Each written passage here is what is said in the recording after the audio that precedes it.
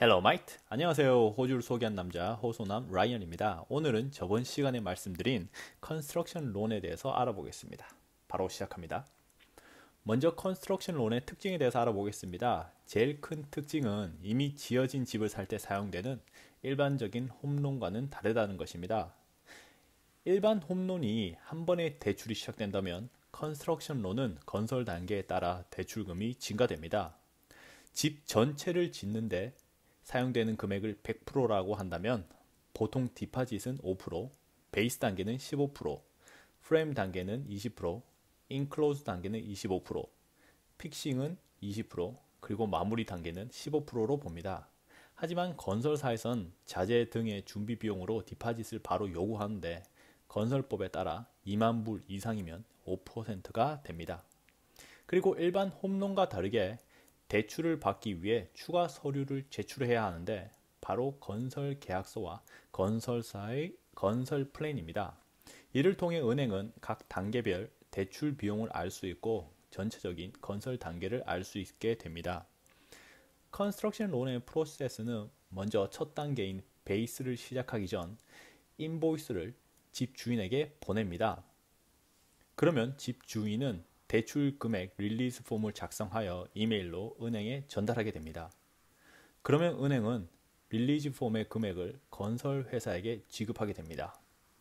이런 식으로 컴플리션 단계까지 대출금이 단계별로 빠져나가게 되는 것이죠.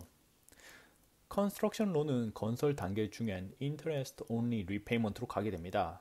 즉 현재 발생된 대출금에 대한 이자만 갚게 되는 것인데, 예를 들어서 전체 건설 비용이 30만 불을 빌렸다고 해도 현재 진행 상황이 베이스 단계여서 40만 불만 대출이 되었다면 4만 불만 대출이 되었다면 4만 불에 대한 이자만 내게 됩니다. 그럼 각 단계별 특징에 대해서 살펴보겠습니다.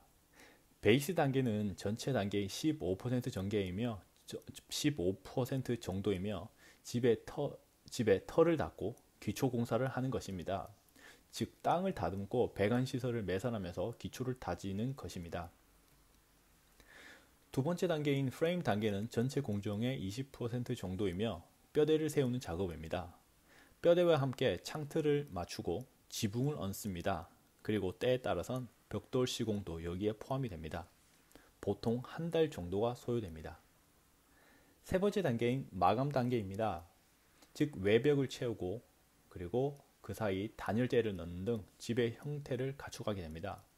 보통 4주 정도의 시간이 걸린다고 하네요. 네 번째 단계인 픽싱 단계입니다. 캐비넷이나 부엌 그리고 화장실에 바스룸을 설치합니다. 그리고 수도, 전기공사도 이 공정에 포함이 됩니다. 최대 6주가 걸립니다. 마무리 단계입니다. 외벽 페인트 칠을 하고 펜스를 설치하고 조경을 하고 실내외를 청소합니다. 보통 최대 2달이 걸립니다. 이렇게 보통 집을 짓는데 4개월 정도가 소요되는데 모든 단계의 비용이 납부되었다면 컨스트럭션 론은 끝이 나게 됩니다. 그리고 이자와 함께 원금도 갚을 수 있습니다. 아니면 이자만 계속 낼 수도 있습니다. 혹은 리파이낸스로 론을 갈아타실 수도 있습니다.